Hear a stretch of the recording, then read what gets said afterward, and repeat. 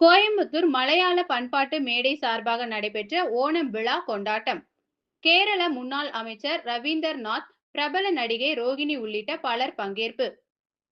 தொழில் நகரமாக தமிழக கேரள எல்லை பகுதியான கோவையில் கேரள வாழ் மலையாள மக்கள் அதிகம் வசித்து வருகின்றனர். இந்நிலையில் கோவையில் செயல்பட்டு வரும் கோயம்புத்தூர் மலையாள பண்பாட்டு மேடை சார்பாக ஓணம் பண்டிகை கொண்டாட்ட விழா நவ இந்தியா பகுதியில் உள்ள எஸ்என்ஆர் அரங்கில் நடைபெற்றது.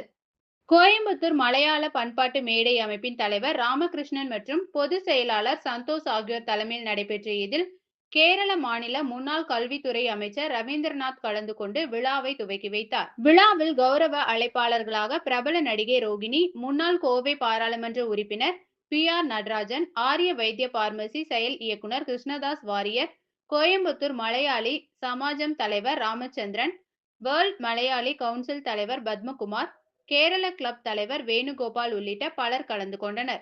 விழாவில் முன்னதாக கேரள மாநிலத்தின் கலாச்சார நடனங்கள், செண்டை மேளம் மற்றும் கலை நிகழ்ச்சிகள் மேடையில் நடைபெற்றது. தொடர்ந்து ஓணம் பண்டிகையின் முக்கிய நிகழ்வான ஓணம் சத்யா விருந்து அனைவருக்கும் பரிமாறப்பட்டது. விழாவில் 2000க்கும் மேற்பட்டோர் கலந்து கொண்டனர்.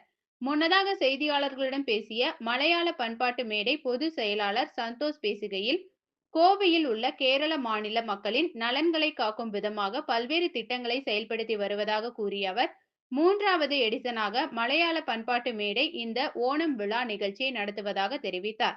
விழாவில் இறுதியாக பாபுராஜ் நன்றி தெரிவித்தார். மலையாள பண்பாட்டு மேடையை பொறுத்த வரைக்கும் ஓணம் அப்படிங்கிறது வந்து ஒரு நிகழ்ச்சி. தமிழ்நாட்டோட கலாச்சார விழாவான பொங்கல் திருவிழா மிகப்பெரிய அளவில் மலையாள பண்பாட்டு மேடை நடத்த வழக்கம் உண்டு. எல்லா வருஷமும் வந்து மிகப்பெரிய அளவில் பொங்கல் திருவிழாவும் நடத்தும். அதே மாதிரி வந்து சில செமினார்கள் என்ன வந்து நம்ம மக்களுக்கு தேவையான, குழந்தைகளுக்கு தேவையான செமினார்கள், வகுப்புகள் எல்லாமே நடத்துறதுக்கு உண்டான ஏற்பாடுகள் செஞ்சுருக்கிறோம். இது வரைக்கும் செஞ்சுருக்கிறோம்.